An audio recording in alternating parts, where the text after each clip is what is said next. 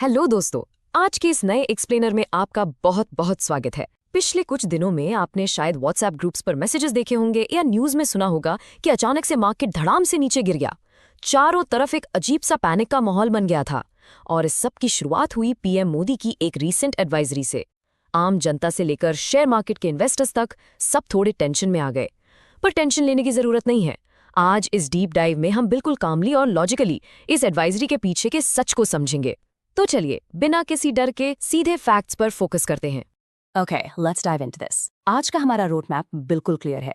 हम पीएम मोदी की वार्निंग को समझेंगे, ये देखेंगे कि सोना क्यों नहीं खरीदना चाहिए, पेट्रोल प्राइसेस और इन्फ्लेशन का क्या कनेक्शन है, और सबसे बड़ा सवाल कि क्या दोबारा लॉकडाउन आने वाला है, और लास्ट में हम आगे का रास्ता फिगर आउट करेंगे।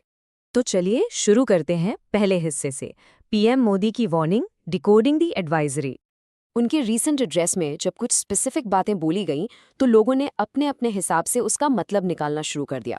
मार्केट रिएक्शन काफ़ी ब्रूटल था क्योंकि इन्वेस्टर्स को लगा कि शायद कोई बड़ी प्रॉब्लम देश पर आने वाली है। पर एग्जैक्टली कहा किया गया था?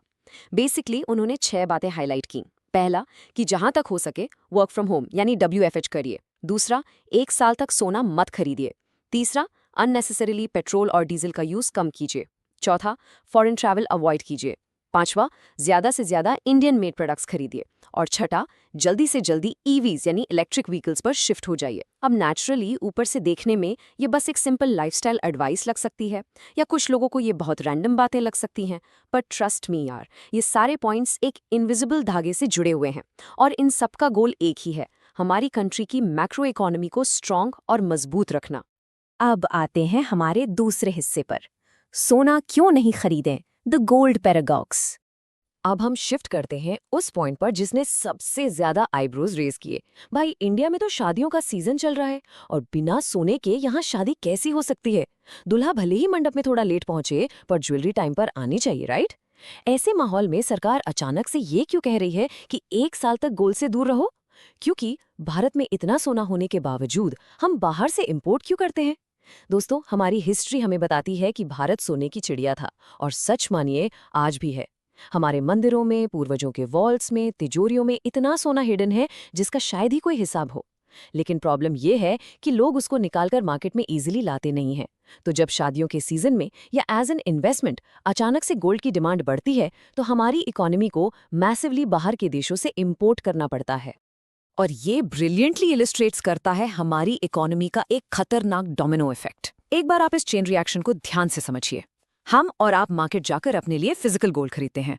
उस गोल्ड को देश में लाने के लिए इंडिया को इंटरनेशनल मार्केट में डॉलर्स में पेमेंट करनी पड़ती है।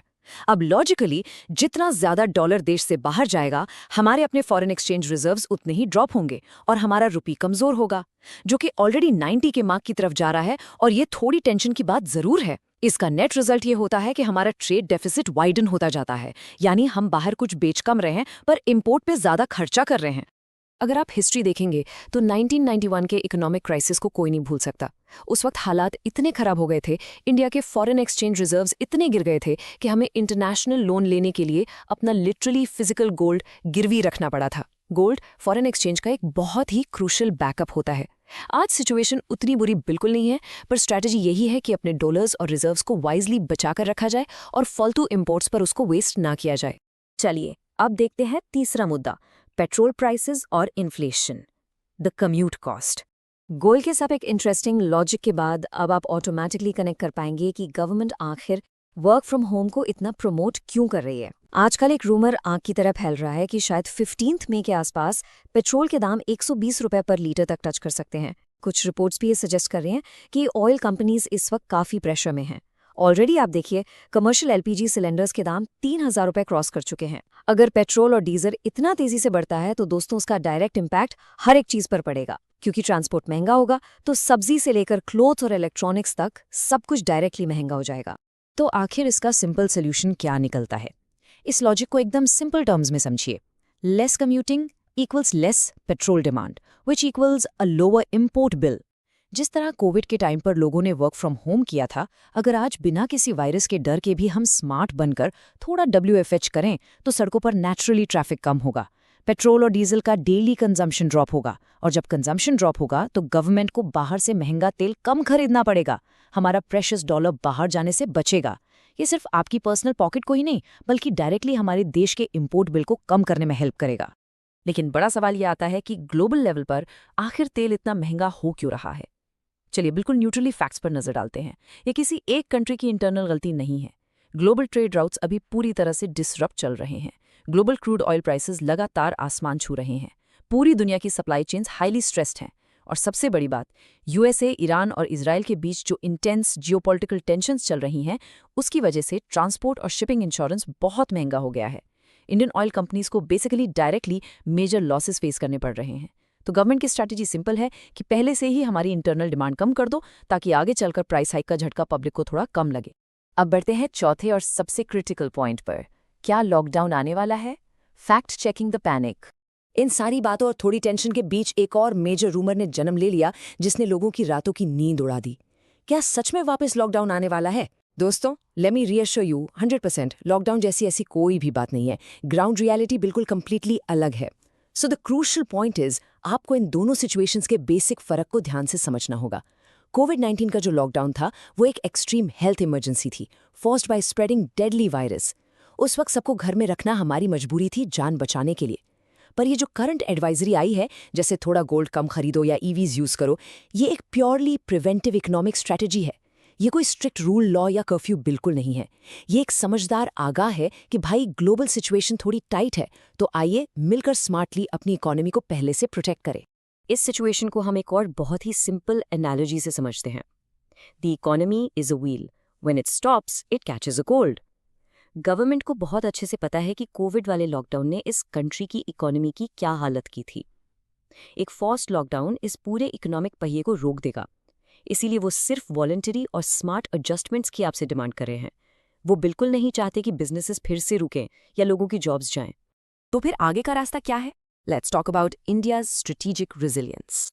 तो सबसे पहले डर और पैनिक को पूरी तरह से छोड़िए। एक्सटर्नल प्रॉब्लम्स बेशक अपनी जगह पर खड़ी हैं, पर क्या हमारा सिस्टम कल कोलैप्स होने वाला है? Absolutely not. As a country हम एक्चुअली कितने वेल प्रिपेयर्ड हैं इस ग्लोबल प्रेशर को झेलने के लिए? चलिए ये देखते हैं। भले ही ग्लोबल सप्लाई चेन स्ट्रेस्ड है, पर इंडिया ने अपना सेफ्टी नेट बहुत मजबूती से बिछा रखा है। जैसे आप हमारे एक्टिव स्टेटस वाले स्ट्रेटेजिक फ्यूल रिजर्व्स को ही देख लीजिए, जो किसी भी मेजर इमरजेंसी में देश को एक सॉलिड बफर प्रोवाइड करते हैं। उसके अलावा हमारे पास रशियन ऑयल ऑप्शंस अभी भी अवेलेबल हैं, जो एक परफेक्ट ऑल्टरनेट सप्लाई चेन की तरह काम कर रहा है। और अगर हम ग्लोबल टाइज की बात करें, तो यूएसए और यूएई जैसे की देशों के साथ इंडिया की डिप्लोमेसी इस वक्त इतनी स्ट्रांग है कि हमारा crude oil supply flow totally कभी नहीं रुकने वाला। इन शॉर्ट दोस्तों, हमारे बैकअप प्लान्स बहुत तगड़े हैं। इसीलिए पीएम मोदी की इस करंट एडवाइजरी को किसी रेड अलर्ट या इमरजेंसी सायरन की तरह बिल्कुल मत लीजिए। उनका कोर मैसेज यही है, stay motivated, look forward and don't panic. ये एक टीम वर्क का वक्त है। जैसे एक फैमिली में जब थोड़े खर्चे अचानक से बढ़ने लगते हैं तो घर के सभी मेंबर्स मिलकर थोड़ी थोड़ी बचत करते हैं, ठीक वैसे ही देश के रिस्पॉन्सिबल नागरिक होने के नाते हमें बस थोड़ी समझदारी दिखानी है। और इसी पावरफुल थॉट के साथ हम इस डीप डाइव के एंड पर आते हैं, जहां मैं आपसे एक डायरेक्ट पर्सनल सवाल पूछना चाहता हूं। How will you adapt smartly today to keep India's economic wheel moving tomorrow? क्या आज आप नीडलेसली अपनी गाड़ी निकालने से बचेंगे? क्या इस साल आप फिजिकल गोल्ड की जगह शायद डिजिटल गोल्ड में इन्वेस्ट करना प्रेफर करेंगे? डिसीजन कंप्लीटली आपका है दोस्तों। बिना किसी पैनिक के एम्पावर होकर स्मार्ट चॉइसेस लीजिए। आज के इस विश्लेषण में बस इतना ही। कीप लर्निंग, स्टे शार्प और अपने देश पर पूरा भरोसा रखिए।